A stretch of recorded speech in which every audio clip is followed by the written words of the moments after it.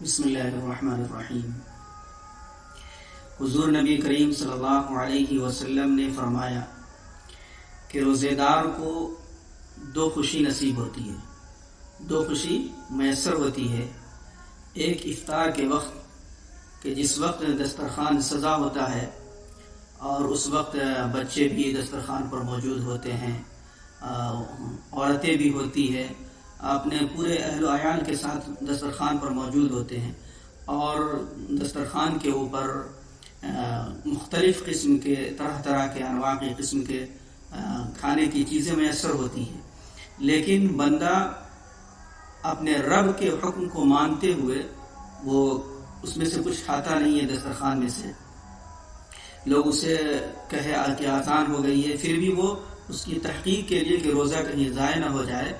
وہ انتظار میں رہتا ہے، وقت دیکھتا ہے، جب تک وہ اس وقت اللہ کا منادی آواز نہیں لگاتا ہے اس وقت تک بندہ اس میں سے کچھ کھاتا نہیں ہے دسترخوان میں سے، حالانکہ وہ کھانے کے اوپر قادر ہے۔ تو ایسے وقت میں جب اللہ رب العزت کی تمام نعمتیں میسر ہو، اور اس وقت میں جب روزے دار بندہ اپنے رب سے کسی چیز کی دعا مانگتا ہے، اپنی حاجت کی طلب کرتا ہے، تو اللہ تبارک و تعالی اس وقت اپنے بندوں کی حاجت کو پوری کرتا ہے۔ تو افطار کے وقت میں اللہ تبارک و تعالی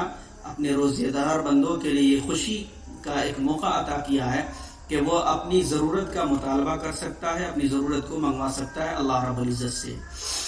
اور دوسری خوشی عند لقاء ربہ، میدان محشر جب قیامت قائم ہوگی، حساب و کتاب ہوگا، تو جب اللہ تبارک و تعالی جنتی کا جنت کا فیصلہ ہو جائے گا، تو اس وقت اللہ تبارک و تعالی اپنے نیک بندوں کو، مومنین کو، اپنے تمام پردے کو ہٹا کر کے اپنا دیدار کرائیں گے۔ تو اس وقت اللہ تبارک و تعالی جس وقت بندے کو اللہ رب العزت کا دیدار نصیب ہوگا، تو اس وقت جو خوشی ہوگی اس کا ہم اور آپ اندازہ نہیں کر سکتے ہیں۔ تو ایک دوسری خوشی جب بندہ اپنے رب سے ملاقات کرے گا، تو اس وقت اللہ تبارک و تعالی یہ روزے دار کے لیے اللہ نے ایک حدیث قدسی ہے کہ اللہ تبارک و تعالی نے فرماتا ہے کہ الصوم لی وانا اجزی بہ، کہ بندہ روزہ میرے لیے رکھتا ہے اور میں ہی اس کا بدلہ دوں گا۔ اس کا کیا مطلب؟ بہت سارے اعمال ہیں، سب کا بدلہ تو اللہ ہی تبارک و تعالی دے، لیکن اللہ تبارک و تعالی روزے کو خصوصی طور پر جو فرما رہے ہیں کہ الصوم لی وانا اجزی بہ، کہ روزہ میرے لیے ہے اور میں اس کا بدلہ دوں گا۔ اس کو آپ ایک مثال سے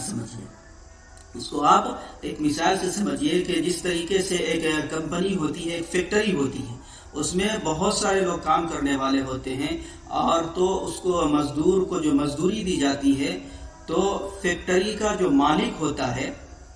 وہ ایک منشی بحال کرتا ہے، یا اس کے جو نائب ہوتے ہیں، منشی کہا جائے، تو وہ لوگ اسے اپنے وقت پر مزدور کی مزدوری کو عطا دیتا ہے۔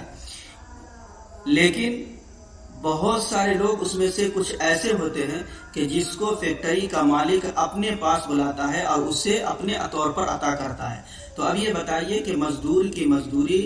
جو دیا جاتا ہے، منشی دیا تو بھی مزدوری ملی، لیکن اگر وہی مزدوری خود مالک اپنے ہاتھ سے دیتا ہے تو اس میں مزدور کو،